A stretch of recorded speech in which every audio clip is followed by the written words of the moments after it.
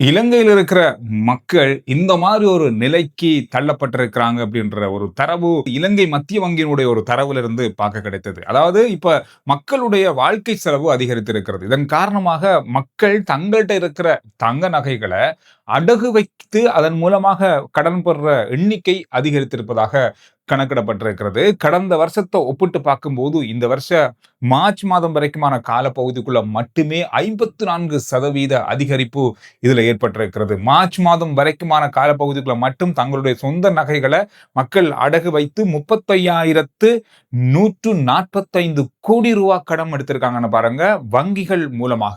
அது மட்டுமில்லாமல் பதிவு செய்யப்பட்ட நிதி நிறுவனங்கள் மூலமாக இந்த பணம் பெறப்பட்டிருக்கிறது. தங்களுடைய நகைகளை வைத்து அடகு வச்சிருக்காங்க. 35,145 கோடி 3 மாத காலத்திலேயே. கடந்த 2025ஆம் ஆண்டு ஆண்டு முழுவதுமே மக்கள் தங்களுடைய நகைகளை அடகு வைத்து எடுக்கப்பட்ட கடன் 23,000 கோடி மட்டுமே. இந்த 3 மாசத்துல 35,000 கோடி, கிட்டத்தட்ட 54% அதிகரிப்பு ஏற்பட்டிருப்பதாக சொல்லப்பட்டிருக்கு. இதுக்கு நிறைய காரணங்கள் சொல்றாங்க. ஒன்று, இப்ப மக்களுடைய வாழ்க்கை செலவு, பொருட்களுடைய விலை அதிகரிப்பு, இந்த மாதிரி கட்டணங்கள் அதிகரிப்பு, எரிபொருள் விலையேற்றம், மின்சார கட்டண அதிகரிப்பு என்று ஏராளமான விஷயங்கள்ல மக்களுக்கு கட்டண அதிகரிப்பு ஏற்பட்டிருக்கிறது. வரி, வெட் சொல்லி இந்த துறையிலும் பெரிய அளவாக மக்கள் பாதிக்கப்பட்டிருக்காங்க. இதன் காரணமாக தங்களுக்கு வார வருமானம் போதாம இருக்கிற காரணத்தால தங்கள்ட்ட இருக்க நகைகளை வைத்துக்கொண்டு கடன் எடுத்து தங்களுடைய வாழ்க்கையை நடத்த வேண்டிய நிலை ஏற்பட்டிருக்கிறது என்பதுதான் இந்த விஷயத்திலிருந்து தெரிய வருது. இந்த விஷயம் ஒரு குத்திமதிப்பா எடுக்கப்பட்ட கணக்கெடுப்போ அல்லது ஒரு தகவல்கள் மூலமாக பெறப்பட்டதோ அல்ல. மத்திய வங்கி வெளியிட்ட தரவுகளின் அடிப்படையில வெளியிடப்பட்ட உண்மையான தகவல் என்பதுதான் இதுல இருக்க முக்கியமான விஷயமே. கவலைக்குரிய விஷயம் தான். இந்த வருஷம் முழுவதும் போகும்போது எத்தனை கோடி ரூபாவுக்கு மக்கள் தங்களுடைய நகைகளை வைத்து கடன் எடுக்க போறாங்கன்றதான் தெரியல. இது 3 மாச காலத்துல பதிவு செய்யப்பட்ட கணக்கு தான் இது. இலங்கையினுடைய போலீஸ் பிரிவு மிகப்பெரிய ஒரு இக்கட்டான நிலைக்கு சென்று கொண்டிருப்பதாக இன்றைய நாள்ல ஒரு சிங்கள பத்திரிகை தகவலை வெளியிட்டிருக்காங்க. காரணம் சொன்னா, இப்பொழுது போலீஸ் அதிகாரிகளுடைய எண்ணிக்கை, போலீஸ் உத்தியோகத்தர்களுடைய எண்ணிக்கை நாளுக்கு நாள் குறைந்து கொண்டு செல்கிறது.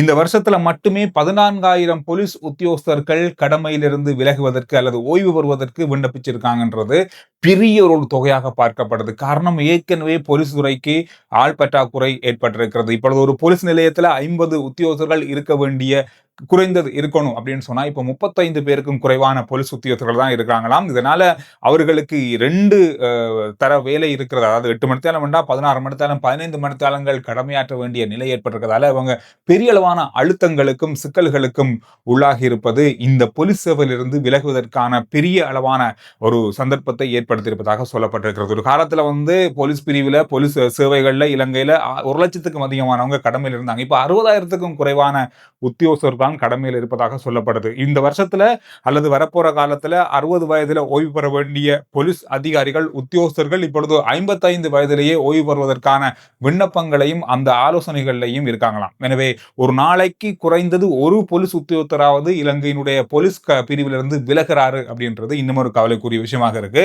ஒரு வருஷத்துல 5,000 போலீஸ் உத்தியோகஸ்தருக்கு தான் புதிதாக உள்வாங்குறாங்க போலீஸ் திணைக்களம். எனவே இந்த அடிப்படையில பார்க்க ஒரு வருஷத்துல 14,000 பேர் விலகுறாங்க, 5,000 பேர் தான் உள்ள வராங்கன்றது மிகப்பெரிய ஒரு பாரதூரமான இடைவெளியை போலீஸ் பிரிவில் ஏற்படுத்துகிறது. இது ஒரு முக்கியமான விஷயமாக இன்றைய நாளில் பார்க்கப்பட்டிருக்கு. இது மட்டும் இல்லாமல் அண்மை காலத்தில் சிறைச்சாலைகளில் ஏற்படுகின்ற கலவரங்கள், மோதல்களை தடுப்பதற்கு விசேடமான சூப்பர் போலீஸ் அப்படின்ற ஒரு போலீஸ் பிரிவை உருவாக்கி இருக்காங்க. இப்பொழுது 400 பேர் இதுக்குள்ள உள்வாங்கப்பட்டு ஒட்டுமொத்தமாக உங்களுக்கு 7 கிழமைகள் விசேட பயிற்சிகள், இதுல நிறைய முக்கியமான பதவிகள், முக்கியமான அவங்களுக்கான அதிகாரங்கள் கொடுக்கப்பட போது இந்த சூப்பர் போலீஸ் பிரிவில் 500 போலீசார் ஈடுபடுத்தப்பட போறாங்க. நாடு முழுவதும் உள்ள அனைத்து சிறைச்சாலைகளுக்கும் இவர்கள் காவல் பணிகளுக்காக அனுப்பப்பட போறாங்க.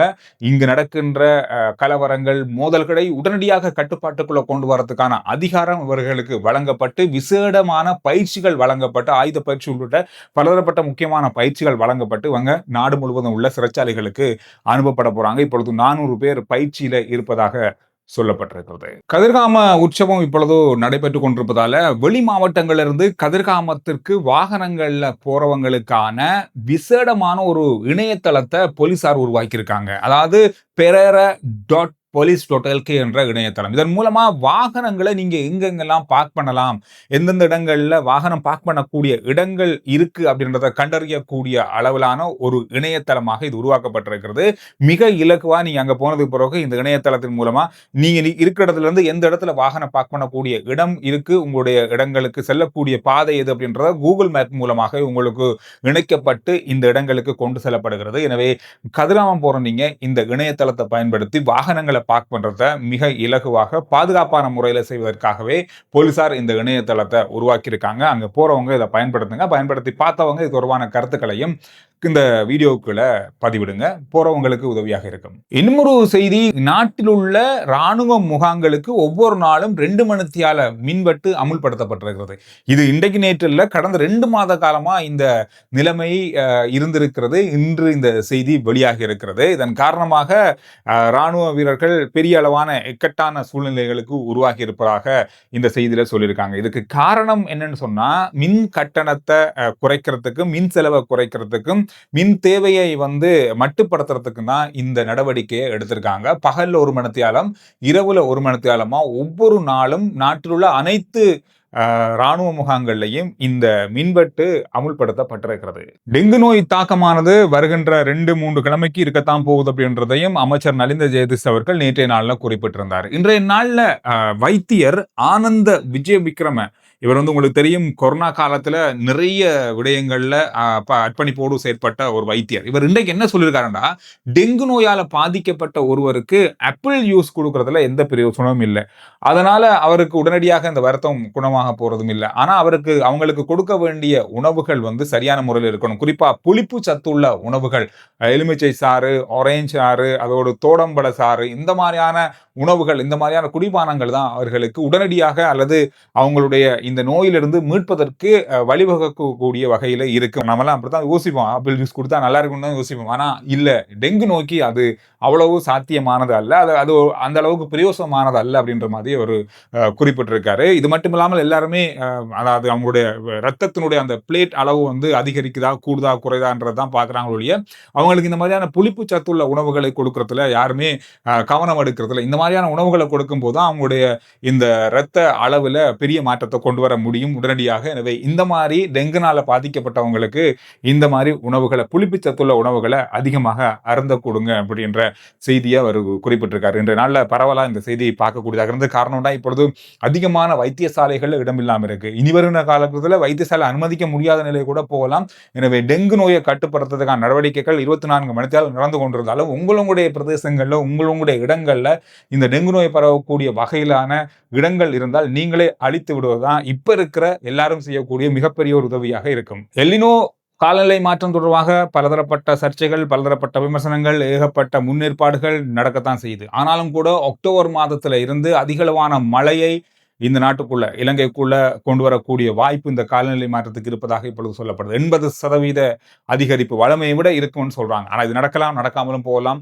இந்த அதிகரிப்பு எப்போ வேணாலும் நடக்கலாம். இதுல குறைவுகள் ஏற்படலாம், அதிக வெப்பம் ஏற்படலாம். இது சரியாக கணிக்க முடியாட்டியும் இலங்கைக்கும் இந்த வெப்பநிலையில மாற்றம் வரும், மழை அதிகரிப்பும் இருக்கும் அப்படின்றத கணிச்சிருக்காங்க. வரி செலுத்தாதவர்கள், வரி செலுத்த தகுதி உள்ளவர்கள், அதை மறைப்பவர்கள், இதுவரைக்கும் வரி செலுத்தக்கூடிய ஆண்டறிக்கையை கொடுக்காதவர்கள், இந்த மாதிரி தொடர்பாக இப்பொழுது இறைவரி திணைக்களம் கவனம் செலுத்தி வராங்க. போன மாதம் ஒரு புதிய சட்டம் கொண்டு வரப்பட்டது. இறைவரி திணைக்களம் இது மூலமாக நடவடிக்கை எடுக்கக்கூடிய வகையில, அவங்களுக்கு வழக்கு பதிவு செய்யக்கூடிய வகையில, அவங்களுக்கு எதிராக சட்ட நடவடிக்கை எடுக்கக்கூடிய அதிகாரம் அவங்களுக்கு கொடுக்கப்பட்டிருக்கு. இதன் காரணமாக வரப்போற நாட்கள்ல ஆராய்ந்து யாரெல்லாம் வரி செலுத்தணும், வரி செலுத்தக்கூடிய தகுதி அவங்களுக்கு இருக்கணும் என்று தெரிந்தும் அவங்க மறைமுகமா இருக்காங்க அப்படின்னு சொல்லி கண்டறியப்பட்டா அவங்கள முன்னறிவித்தல்கள் கொடுக்கப்படும். ஒரு 30 நாட்கள் கொடுக்கப்படும். அவங்களுடைய அறிக்கை சமர்ப்பிக்க உடனடியாக நடவடிக்கை எடுக்கப்படாது.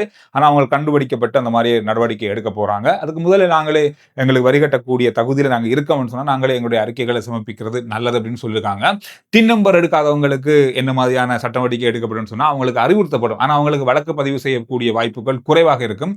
அவங்க வரி கட்டக்கூடிய வகையிலான ஒரு நபராக இருந்தால் அவங்களுக்கு எதிரான சட்ட நடவடிக்கை எடுக்கப்படும்.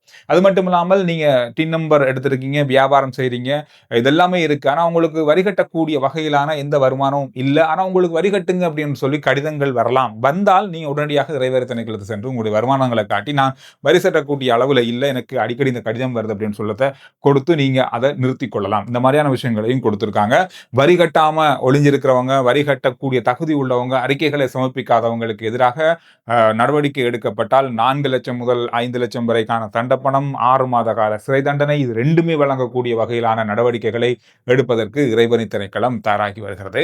இந்த விஷயத்துல கொஞ்சம் கவனமாக இருங்க. உலக நாடுகளுடைய தரப்படுத்தல், உலக நாட்டில் இருக்க மக்கள் எந்த நாட்டை அதிகமா விரும்புறாங்க என்ற கருத்து கணிப்புகள் வழமையாக எடுக்கப்படும். இந்த வருஷத்துல எடுக்கப்பட்ட கருத்து கணிப்புல அமெரிக்காவை விட சீனாவை அதிகமான மக்கள் விரும்புவதாக கணக்கெடுக்கப்பட்டிருக்கிறது. அமெரிக்காவை முந்தி இருக்கிறது சீனா. இதற்கு காரணம் அமெரிக்கா இப்பொழுது பல நாடுகளுடைய தனிப்பட்ட விஷயங்கள்ல தலையிடுறாங்க, யுத்தத்தை செய்றாங்க. இந்த மாதிரியான விடயங்களால மக்கள் கொஞ்சம் அமெரிக்கா மீது இருந்த விருப்பத்தை குறைத்து இப்பொழுது சீனா மீது செலுத்தி இருப்பதாக சொல்லப்படுது. ஆனாலும் கூட அமெரிக்காவுல இன்னும் தனிநபர் பாதுகாப்புன்றது சீனாவை விட சிறந்ததாக இருக்கிறதால அமெரிக்காவுடைய அந்த தனிநபர் பாதுகாப்பு பக்கமாக அமெரிக்கா பக்கம் தான் மக்கள் இருக்காங்க. ஆனாலும் கூட இந்த 2 நாடுகளையும் அதிகமாக மக்கள் விரும்புகிற நாடு அப்படின்ற பட்டியல்ல சீனா அமெரிக்காவை விட உயர்ந்திருப்பதாக கணக்கெடுக்கப்பட்டிருக்கிறது. இந்த விஷயங்கள் தான் இன்றைய நாளில் பார்க்கப்பட்ட மிக முக்கியமான செய்திகளுடைய சுருக்கம். ஆர்ஜே சந்துரு ரிப்போர்ட் வாட்ஸ்அப் சேனலுக்கான லிங்க் முதல் கமெண்ட்ஸ்ல டிஸ்கிரிப்ஷனும் இருக்கு. ஃபாலோ பண்ணி வைங்க. சுருக்கமான விரைவான செய்திகளை நீங்க